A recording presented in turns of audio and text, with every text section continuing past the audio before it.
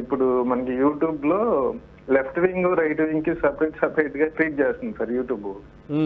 అవునండి. ఇప్పుడు నేను రైట్ వింగ్ ఛానల్ కి సంబంధించి ఏదైనా ఒకటి లైక్ చేద్దామని ట్రై చేస్తుంటే లైక్ కూడా కొట్టలేకపోతున్నాం సార్.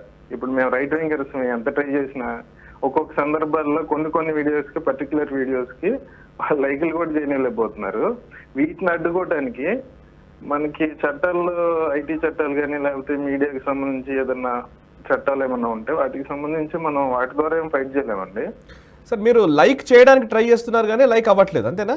లైకులు కూడా అవ్వట్లేదు సార్. ఇప్పుడు చేస్తే ఇంతకుముందు కూడా సార్ ఒక మంచి మంచం అనుకోండి, మంచం కాదు వేరే ఛానల్ లైక్ చేయడానికి ట్రై చేశా, లైక్ అవ్వలేదు. అంటే సార్ ఇప్పుడు గొడవ ఏంటంటే మీరు కరెక్ట్గా మంచి పాయింట్ రేజ్ చేశారండి. Thank you very much. ఇంకా ఏమైనా చెప్పాలనుకుంటారండి? ఇంకా అంటే ప్రస్తుతానికి ఏం లేదు, దీని గురించే కొంచెం రైట్. నేను గిరిధర్ గారి ఒపీనియన్ తీసుకుంటాను. Thank you very much Kishore గారు, మీ అభిప్రాయం మాతో పంచుకున్నందుకు అండ్ మీ క్వశ్చన్ రేజ్ చేసినందుకు. నిజంగానే సార్ ఇది నేను యాడ్ చేయాలి. నేను అంటే లైక్ చేయడానికి కూడా అవకాశం రావట్లేదు అనేది ఒక విషయం. రెండోది ఏంటంటే నిజానికి జాతీయవాద ఛానళ్ళ మొత్తం దాని వ్యూవర్షిప్ అంతా కూడా తగ్గించిన పరిస్థితి ఉంది. చాలామంది కాల్ చేస్తుంటారు నాకు, రికమెండేషన్స్ రావట్లేదు, లేకపోతే సజెస్టెడ్ వీడియోస్లో చూపించట్లేదు. మనం అంటే ఇందాక కొంతమంది వ్యూవర్స్ కూడా పెడుతూ ఉన్నారు, యాక్చువల్లీ మీకు చాలా ఎక్కువ వ్యూస్ రావాలండి మీరు ఇస్తున్న కంటెంట్కి అని.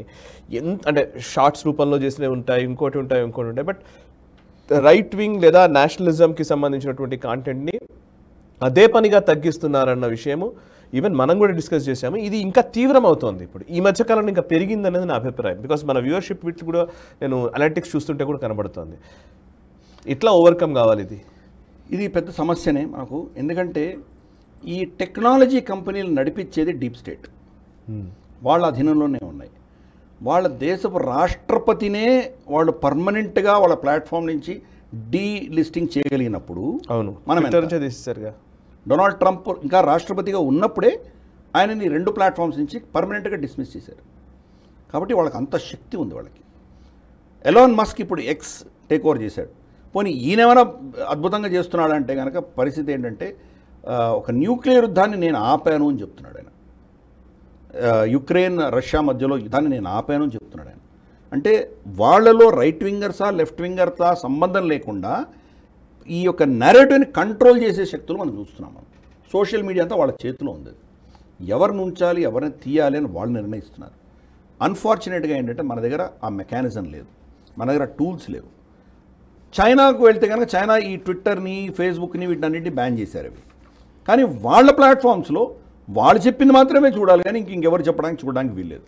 కాబట్టి అది కూడా ఒక విధమైనటువంటి ఎక్స్ట్రీమ్ సిచ్యువేషన్ మనది.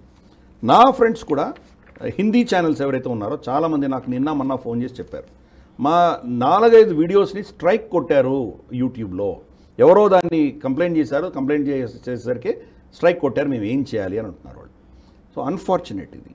మన జాతీయవాదుల మీద ఈ దాడులు అన్నవి వాళ్ళ లెఫ్ట్ వింగ్ సోకాల్డ్ లిబరల్ అని వాళ్ళకి వాళ్ళు పేర్లు ఇచ్చుకునేటువంటి శక్తులు చేస్తున్నాయి. దీని వెనకాల మనం కనుక చాలా పెద్ద టాపిక్ ఇది, మనం ఆఫ్కోర్స్ దానికి సపరేట్గా మనం కాంటే ఎపిసోడ్ చేయొచ్చు మనం. దీంట్లో ముఖ్యంగా ఏంటంటే కనుక సమాజంలో వ్యక్తులుగా ఉంటే కనుక వాళ్ళని ఈజీగా కంట్రోల్ చేయొచ్చు. సంఘటీకృతంగా ఉన్న వాళ్ళతోటి వీళ్ళకి భయం, సంస్కృతితోటి వీళ్ళకి భయం.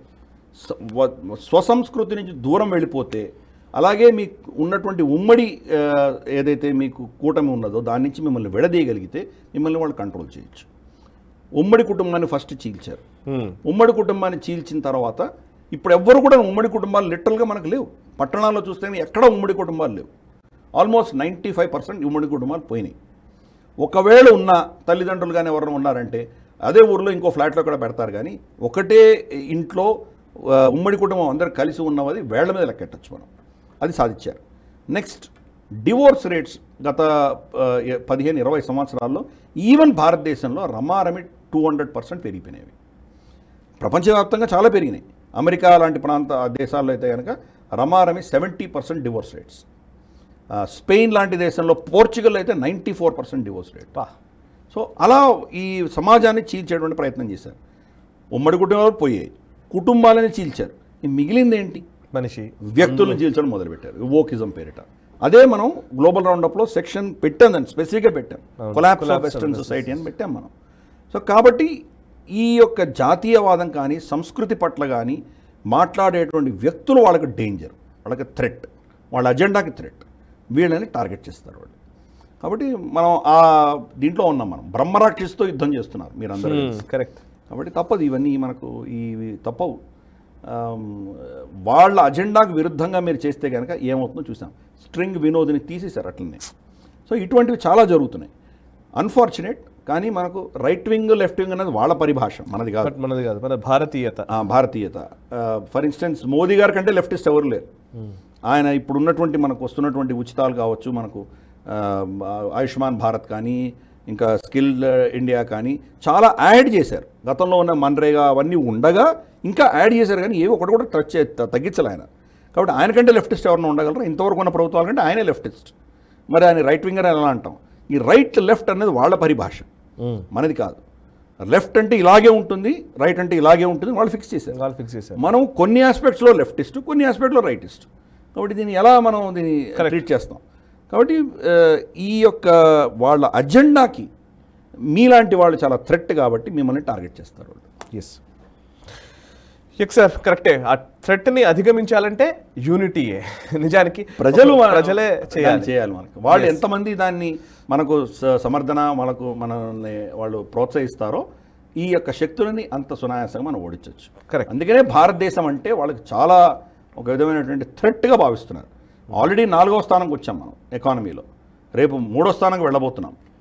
రాబోయే రోజుల్లో 1వ స్థానానికి వెళితే వాళ్ళ పరిస్థితి ఏంటి? 1వ 2వ స్థానానికి వాళ్ళ పరిస్థితి ఏంటి? 10 ఏళ్ల క్రితం 30 ఏళ్ల క్రితం మనం చూసామంటే టాప్ 10 దేశాలన్నీ వాళ్ళ అధీనంలోనే ఉండినాయి. సోవియట్ యూనియన్ మినహాయిస్తే మిగతా దేశాలన్నీ కూడా వాళ్ళ అధీనంలోనే ఉండినాయి. ఈరోజు జర్మనీ, జపాన్ మనకంటే పెద్ద దేశాలు, ఎకనామిక్గా ఉన్న 2 దేశాలు కూడా వాళ్ళకి ఏమైనా అస్తిత్వం ఉందా? వాళ్ళ కాన్స్టిట్యూషన్ కూడా అమెరికా తయారు చేసింది. కరెక్ట్. వాళ్ళ దేశాల్లో మొత్తం వీళ్ళ స్థావరాలు ఉన్నాయి. ఓకే. కాబట్టి వాళ్ళకి ఇండిపెండెన్స్ లేదు, కాబట్టి వాళ్ళంటే వీళ్ళకి లెక్కలేదు. కానీ వాళ్ళ మాట వినకుండా మన ఆలోచనతోటి, మన జాతీయత భావంతో, మన దేశం యొక్క ఇంట్రెస్ట్ మనం కాపాడుకునే దిశగా ప్రయత్నం చేస్తే వాళ్ళు తట్టుకోలేరు. ఓకే. మనల్ని కంట్రోల్ చేయాలి. కరెక్ట్. కాబట్టి ఈ మాధ్యమాలన్నీ కూడాను మన దేశానికి వ్యతిరేకంగానే వాళ్ళు వాడతారు. Yes, right sir. Nationalist hub చేస్తున్నటువంటి ప్రయత్నము దేశహితం కోసం జరుగుతున్నటువంటి మహాయజ్ఞంలో భాగస్వాములు అవుతున్నటువంటి ప్రేక్షకులందరికీ కూడా నిజంగా మళ్ళీ చెప్తున్నాను, మీకు సజెస్టెడ్ వీడియోస్లో రాకపోయినా, బ్రౌజ్ ఫీచర్స్లో కనిపించకపోయినా, లేకపోతే ఇంకో దాంట్లో మీకు ఎక్కువగా రికమెండ్ చేయకపోయినా సరే, ప్లీజ్ కొంచెం ఓపిక చేసుకుని నేషనలిస్ట్ హబ్లోకి ఛానల్ని సెర్చ్ చేసి దీంట్లోకి వచ్చి చూసే ప్రయత్నం చేయండి.